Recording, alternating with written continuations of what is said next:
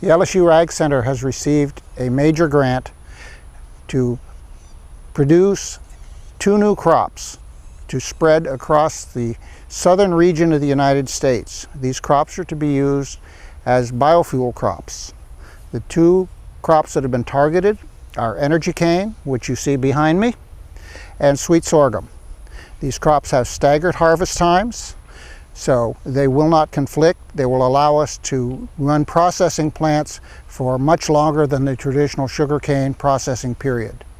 These crops are not meant to replace sugarcane or to be used in sugarcane mills.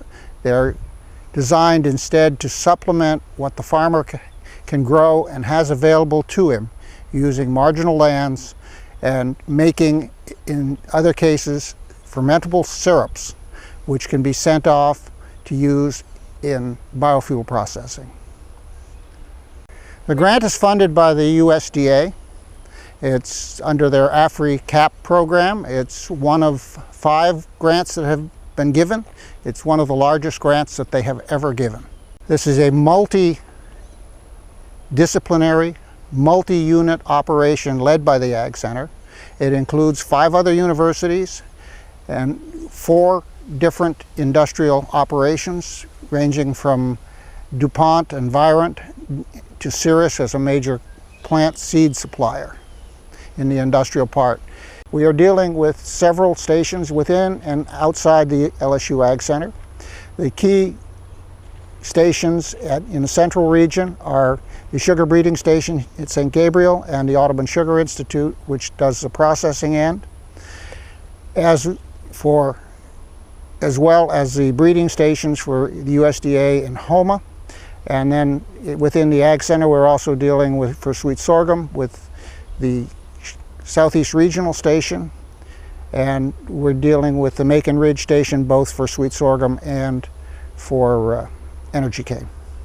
Our energy canes are generally hardier than commercial sugar cane.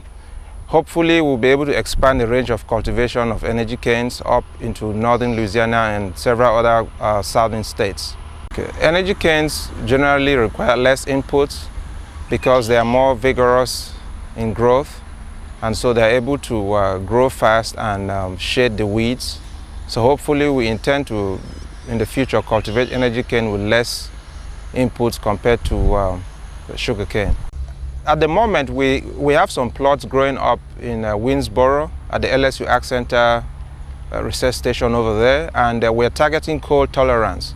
So we'll be able to extend the range of cultivation of energy canes up onto northern Louisiana or any areas that are not arable for crop cultivation.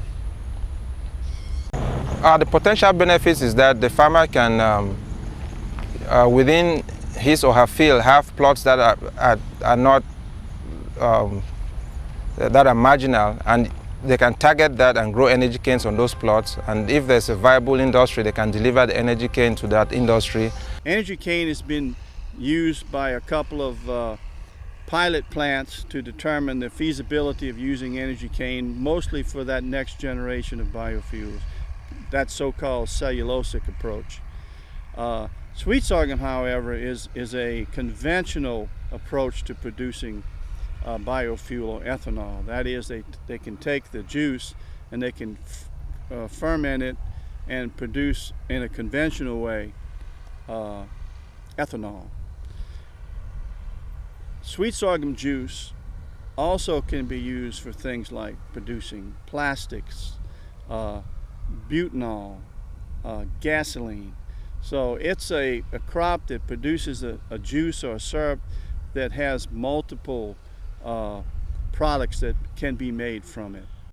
A new pilot plant at the LSU AgCenter's Audubon Sugar Institute functions much like a sugar mill. But this facility will produce syrup that can be turned into biofuels and biochemicals. The recently commissioned plant will be a centerpiece for research, education, and outreach for the emerging biorefining industry in the Southeast. It gives Louisiana a foothold in this emerging sector of our economy. We've been engaged in oil and gas for a long time. This puts us on the playing field with the new sector of the bioeconomy for biofuels. The pilot plant is part of a sustainable bioproducts initiative and is funded as part of a 5-year, $17 million grant from the U.S. Department of Agriculture's National Institute of Food and Agriculture. The plant will process energy crops such as energy cane and sweet sorghum, extracting sugars from the plants. It will not produce biofuels or biochemicals, but will make the stable syrup available for companies that will. The beauty of this plant is that it's non-proprietary. It belongs to the state entity, to the public university.